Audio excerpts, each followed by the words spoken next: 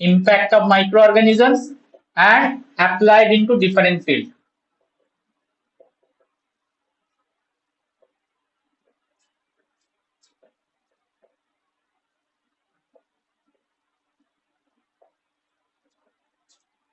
তো ফার্স্ট পয়েন্টটাকে নিয়ে একটু কুইকলি ডিসকাস করে নিই। ইম্প্যাক্ট কি, মাইক্রোবস এর ইম্প্যাক্ট, মাইক্রোবস কোথায় কোথায় কাজে লাগতে পারে, মাইক্রোবস এর ইম্প্যাক্ট লিস্ট ডাউন করি। Number 1, microbes as an agent of pathogen or disease, as an agent of disease হতে পারে। মাইক্রোবস ডিজিজে পার্টিসিপেট করে, ইয়েস করে, এবং এটা আমরা প্রথমেই ভাবি যখন কারোর শরীর টরীর খারাপ হচ্ছে, 2 দিন 3 দিন উঠতে পারছে না, জ্বরটা রয়েছে, বুঝতেই পারি যে ইনফেকশন হয়েছে, বা একটা বড় সড় একটা ওয়ার্ড বলে দিই, ইনফেকশন হয়েছে। তো ইনফেকশন মানে কি, তখন আমাদের মাথায় আছে something is entered, some bug is there inside the body that create the problem. So what is the actually the bug? That bug actually microbes. So microbes কিন্তু প্যাথোজেনিক হতে পারে, ডিজিজ কজিং হতে পারে। Yes, impact number 1. Number 2, microbes can be utilized in agriculture.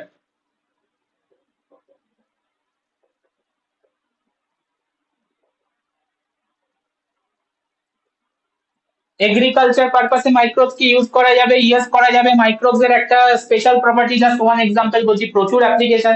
One example হচ্ছে nitrogen fixation. মনে করে দেখো রাইজোবিয়ামের কথা, রাইজোবিয়াম নাইট্রোজেন ফিক্স করাতে পারে। নাইট্রোজেন ফিক্স মিনস হচ্ছে তোমার সয়েলে নাইট্রোজেনের অ্যাভেলেবিলিটি বাড়ায়, আর nitrogen is very important for the plant growth. তাহলে কি করাতে পারি আমরা? মাইক্রোবস কে এগ্রিকালচারে ইউজ করাতে পারি, বায়ো ফার্টিলাইজার ইউজ করাতে পারি, বায়ো ইনসেকটিসাইড ইউটিলাইজ করাতে পারি, অ্যান্ড মিনিমাল এনভায়রনমেন্টাল ড্যামেজ। কারণ আমরা যে ফার্টিলাইজার ইউজ করি, ইনসেকটিসাইড ইউজ করি, সবই কেমিক্যাল, আর এই কেমিক্যাল গুলো হচ্ছে হার্মফুল হয়, কার্সিনোজেনিক হয়, যেগুলো এনভায়রনমেন্টকেও তোমার প্রবলেম ক্রিয়েট করে। সো মাইক্রোবস কে ইউটিলাইজ করলে সব থেকে safe. Number 3, microbes used in different industry,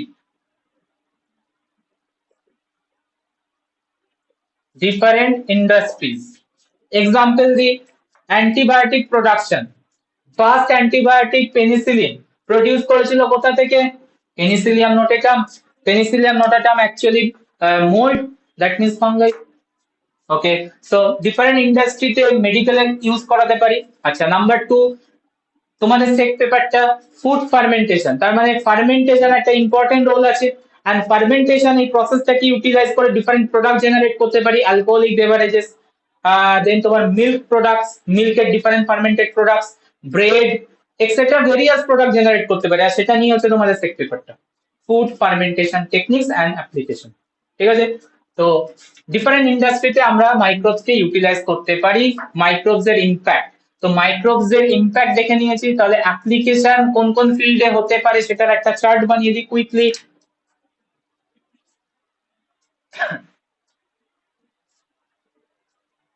এটার হেডিংটা হবে scope of microbiology or field of microbiology.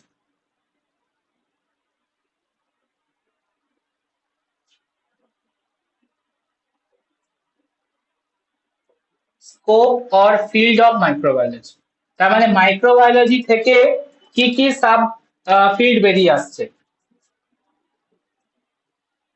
Categorise করছি। Number 1, field according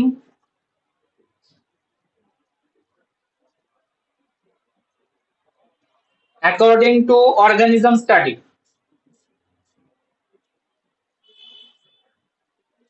field according to organism study. Okay, কি কি ফিল্ড আছে চলে আসো। ব্যাকটেরিওলজি, দ্যাট মিন্স কোন অর্গানিজম স্টাডি করবে? Bacteria, specialisation. Okay, virology, that means কোন অর্গানিজম স্টাডি করবে specially? Virus. Okay, mycology, fungi, phycology, algae, study of algae, parasitology, parasitology means parasite study, parasite study. তাহলে এতগুলো field তোমার খুলবে, যদি তুমি মাইক্রোবায়োলজি পড়ো তাহলে এতগুলো ফিল্ড তোমার কাছে ওপেন। তুমি ইদার চাইলে এমএসসি তে ভাইরোলজি নিয়ে এমএসসি করতে পারো, ইয়েস ভাইরোলজিতে এমএসসি পসিবল। আচ্ছা, মাইক্রোবায়োলজি, ফাইকোলজি, প্যারাসাইটোলজি, ব্যাকটেরিওলজি এগুলো এখনো স্পেশালাইজেশন আসেনি ইন ইন্ডিয়া, বাট বাইরে তো এগুলো অ্যাভেলেবেল, আউটসাইড ইন্ডিয়া এগুলো সব অ্যাভেলেবেল, সব স্কোপ অ্যাভেলেবেল। বাট ভাইরোলজি আমাদের এসছে এনআইভি তেই করানো হয়, যেটা ন্যাশনাল ইনস্টিটিউট অফ ভাইরোলজি, যেটা পুনেতে আছে, ভাইরোলজি ওখানে এমএসসি হয়। ঠিক আছে, তো যার ভাইরাস খুব ভালো লাগবে পড়তে, তোমার মাইক্রোবায়োলজির মধ্যে তারা ভাইরোলজির মধ্যে ঢুকতে পারবে ইন ফিউচার এমএসসি তে। তো ফিল্ড কি কি ওপেন হচ্ছে দেখো, number 2, field according to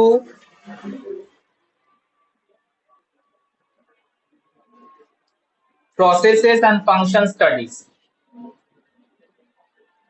or function studies studied.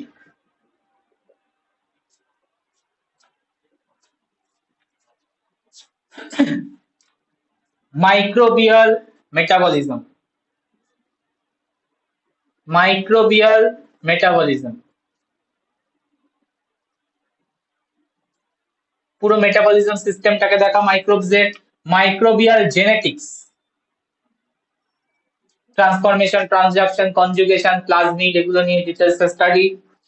Microbial ecology,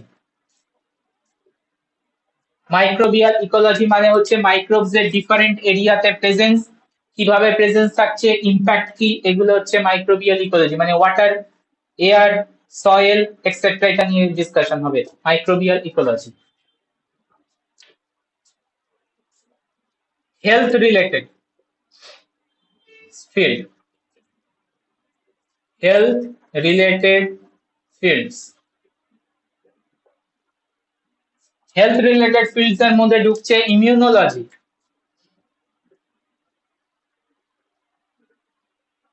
immunology means immune system related study, মানে আমাদের হিউম্যান বডিতে ইমিউন সিস্টেম রিলেটেড স্টাডি হচ্ছে immunology. Epidemiology, epidemiology means word শুনেছো? এপিডেমিওলজি স্কিন না, এপিডেমিওলজি কেউ শুনেছো, কেউ জানো? আচ্ছা, প্রত্যেকটা ডিজিজ কি সব এরিয়াতে ভায়াবল? দেখো না, মাঝে মাঝে দেখা যায় যে কলকাতাতে ডেঙ্গি বেশি হচ্ছে, আর কোথাও তো বেশি হচ্ছে না, কলকাতা এরিয়াতে বেশি হচ্ছে, বা এরকম কিছু ডিজিজ আছে পার্টিকুলার জায়গাতে বেশি হয়। হ্যাঁ, তার মানে হচ্ছে frequency and occurrence of disease, এই রিলেটেড স্টাডি, কোথায় কোনটা বেশি হয়, এটাই হচ্ছে এপিডেমিওলজি। এখান থেকেই আমরা বুঝতে পারি কোন ডিজিজটা প্যান্ডেমিকে যাবে। তো কিভাবে প্যান্ডেমিকে যায়, একবারে ডাইরেক্ট একটা ডিজিজ কি বা ইনফেকশন প্যান্ডেমিকে যায়, যায় না, এন্ডেমিক, এপিডেমিক, দেন প্যান্ডেমিক। ঠিক আছে, এইভাবে ক্রস করে করে যায় ব্যারিয়ার। তো এপিডেমিওলজিতে এটাই দেখানো হয়, যেটাই দেখা হয় frequency and distribution of disease.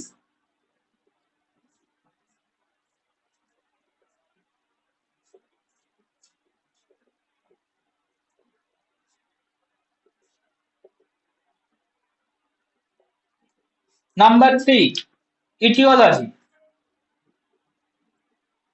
Aetiology means হচ্ছে কজ অফ ডিজিজ, এটা রিলেটেড স্টাডি, কারণ অনেক আননোন কজ থাকে ডিজিজের, সেগুলোকে ডিটেলসে বার করা, কজ অফ ডিজিজেস।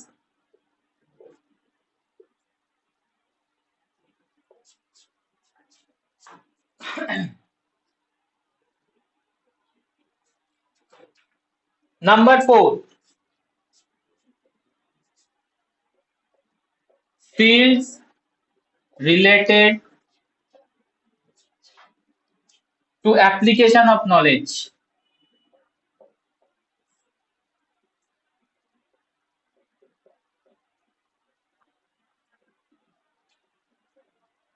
আচ্ছা, এর আন্ডারে পড়ছে তোমার ফুড মাইক্রোবায়োলজি,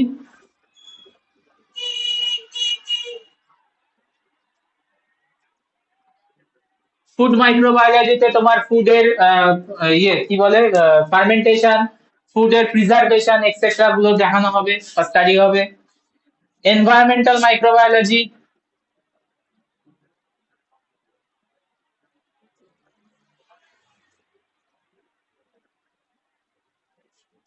মাইক্রোবস এর ইম্প্যাক্টিং দ্য এনভায়রনমেন্টস, যেখানে ওয়েস্ট ওয়াটার ট্রিটমেন্ট থেকে সলিড ওয়েস্ট ট্রিটমেন্ট, এগুলো কিন্তু পসিবল মাইক্রোবস এর থ্রুতে। নেক্সট দেখো হচ্ছে industrial microbiology. Industrial microbiology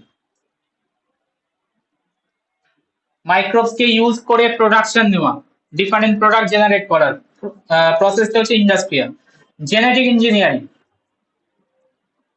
genetic engineering, genetic engineering মানে হচ্ছে মাইক্রোবস কে মডিফাই করে সেখান থেকে অ্যাডভান্টেজ নেওয়া, different product generation. And one good example দেখো, different scope and fields of microbiology. তো তোমরা সিলেবাস মডিউলটা আমি বারবার বলছি, BSc more focus theory, more focus theory, theory পোর্শনের উপর বেশি ফোকাস করবে তোমাদের সিলেবাস।